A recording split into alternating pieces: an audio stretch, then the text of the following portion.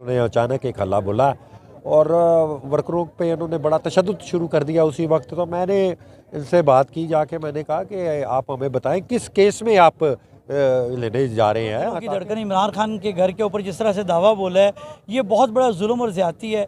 Expired जो shell थे gas के वो फायर किए गए हैं। 2022 से एक्सपायर है, 17 की मैन्युफैक्चरिंग है और इसके ऊपर अटेंशन में। मैं हूं शहबाज भट्टी और आप देख रहे हैं शहबाज भट्टी ऑफिशियल। नाज़रीन, इस वक्त मौजूद हूं लाहौर में और हमारे साथ पीटीआई के लाहौर के सदर शेख इम्तियाज साहब मौजूद हैं और हल्का 144 यासर गिलानी साहब भी मौजूद हैं। इनसे जानते हैं कि जो हुकूमत ने बुखलाहट का शिकार है कि खान साहब को गिरफ्तार करने यहाँ पर बार बार जो पुलिस गर्दी हो रही है, इसके बारे में क्या कहते हैं। शेख साहब अस्सलाम वालेकुम। वालेकुम सलाम जी। शेख साहब, क्या कहना चाहते हैं आप हुकूमत को जो बुखलाहट का शिकार है हुकूमत। सबसे पहले तो जी, जब ये डीआईजी ऑपरेशन यहाँ के और डीआईजी इस्लामाबाद के यहाँ पे आए हैं तो फौरी तौर पे हम यहाँ पे पहुँचे। वहाँ पे वर्कर की तादाद उस वक्त, ये बिल्कुल इन्होंने अचानक एक हल्ला बोला और वर्करों पे उन्होंने बड़ा तशद्दुद शुरू कर दिया उसी वक्त। तो मैंने इनसे बात की जाके, मैंने कहा कि आप हमें बताएं किस केस में आप लेने जा रहे हैं, ताकि हम अंदर बताते हैं, नेगोशिएट करें बैठ के। लेकिन वो तो इस तरह फ़िरौन की तरह बने हुए थे जी, हम तो कहाँ को लेके जाएंगे जी, और दूसरा जी हम तो ये कर देंगे, हम वो बात ही नहीं कर रहे जी। मैंने उनके कहा कि हमारी लीडरशिप से आप बैठ के बात करें, शाह महमूद कुरैशी साहब से बात करें, अली जैदी साहब आए हैं उनसे बात करें। उनको बुलाया, मैंने बात की तो वो इस तरह एक खुदा ना खास्ता इस तरह वो कर रहा था जैसे मिस्र का को फ़िरौन आया हुआ है जी। डीआईजी ये डीआईजी इस्लामाबाद वाला जो था, ठीक है। और फिर इसने कमिट किया कि ठीक है, खान साहब से बात करें आप जाके कि ये अभी वो शाह साहब अंदर गए हैं तो इन्होंने वर्करों को इतना पीटना शुरू कर दिया कि वो अंदर चले गए हैं। फिर वर्करों को जिस गुस्सा आया, उन्होंने फिर धक्के लगा के किए। अच्छा शेख साहब, ये बताएं, ये गिरफ्तार क्यों करना चाहते हैं, ये क्या इनको इलेक्शनों से क्यों भाग रहे हैं, ये क्या वजह है। ये तो सारी दुनिया को अब पता चल गया कि ये गिरफ्तार क्यों करना चाहते हैं, क्योंकि जो बंदा इलेक्शन में मैदान में मुकाबला नहीं कर सकता, ठीक है, तो वो फिर इसी तरह करता है। आप कोई भी किसी भी जगह पे कोई भी मुकाबला हो, अगर मुकाबले में दूसरा पहलवान जो है वो माठा पहलवान हो, यहाँ तो बहुत ही माठा पहलवान है ना ये तो अब ये चाहते हैं कि कोई ऐसा कोई चक्कर चलाया जाए कि खान साहब को भी अंदर, लीडरशिप को भी अंदर, और जो थर्ड फोर्थ लीडरशिप है उनको मारा जाए, फेंटी लगाई जाए और ये पार्टी जो है इसका तितर बितर कर दिया जाए। आज लोगों ने बता दिया है, आज मैं समझता हूँ कि ये वो इनकलाब की इब्तदा है कि जिस तरह लोगों ने अपनी जानों की परवाह नहीं की। मैं ख़वातीन को देख रहा था कि वो मर्दों को कह रही थी कि जाओ लड़ो, और बल्कि कई ख़वातीन ने आगे लीड किया वहाँ पे।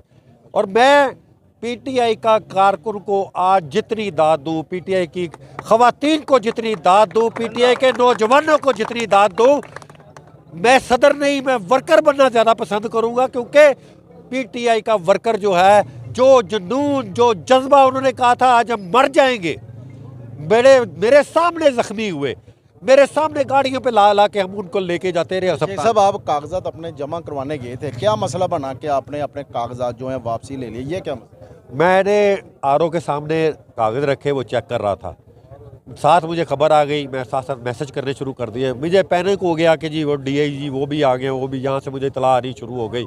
मैंने उठाए कागज़ और मैंने कहा जी पहले खान को बचाएंगे फिर कागज़ जमा। खान है तो कागज़ है, खान है तो कॉन्स्टिट्यूंसी है, खान है तो हम सदर है, ठीक है। शेख साहब, खान है तो इंशाल्लाह आपने सदर होने का हक अदा कर दिया पीटीआई का, नहीं तो कोई भी अगर आप नजरियाती कारकुन है, ये मैंने देखा है जी। मैं नजरियाती, मैं यकीन करें कि मैं पाकिस्तान के लिए अपनी नेशनैलिटी तक छोड़ी है कनेडियन, कि मैं चाहता हूँ कि मेरा मुल्क भी उस मुल्क जैसा हो।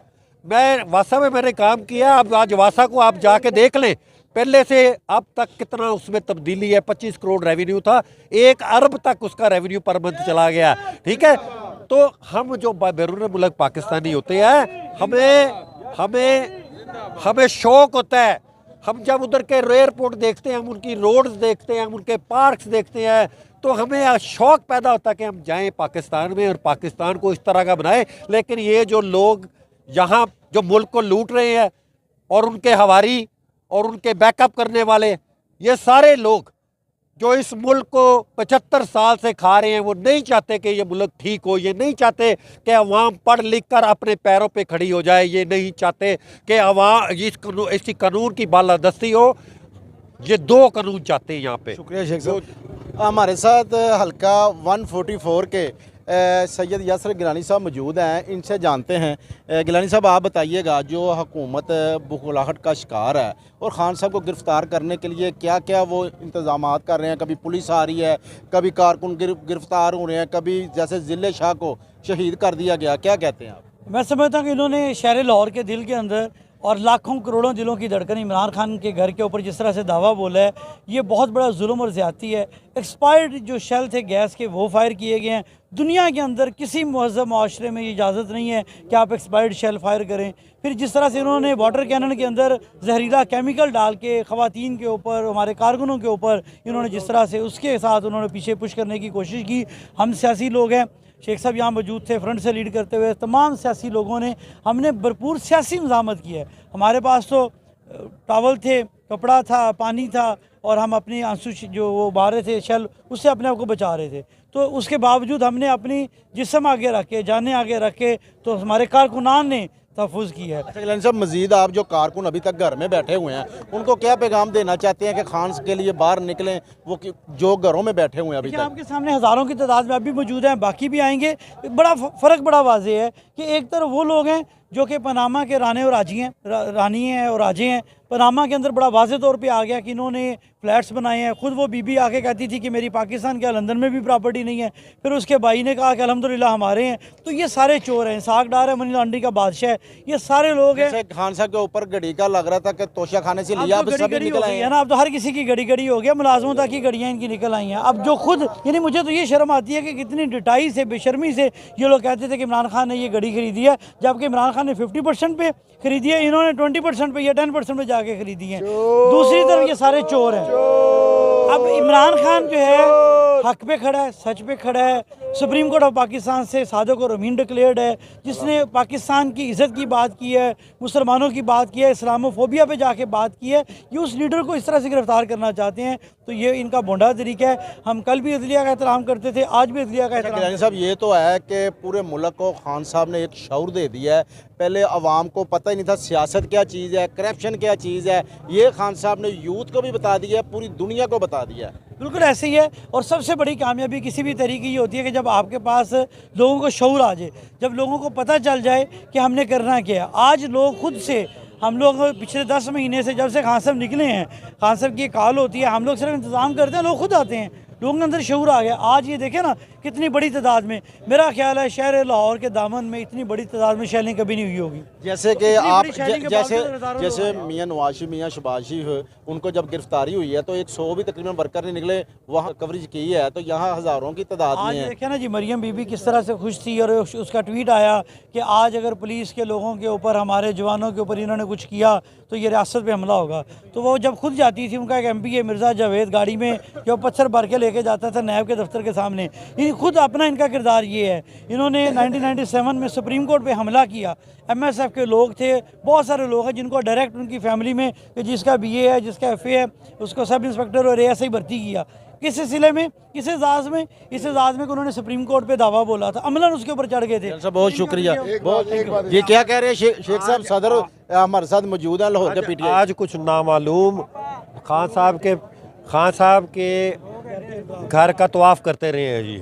2 हेलीकॉप्टर। हाँ जी, हाँ जी, 2 हेलीकॉप्टर। दिसंबर 2022 आप देख सकते हैं, कैमरे में देखें, दिसंबर 22 का ये एक्सपेल की हुआ शेल है। अभी भी इसके करीब जाएं तो उसमें से जहरीली केमिकल की गैस की आपको स्मेल आती है। ये दिसंबर 22 का शेल है।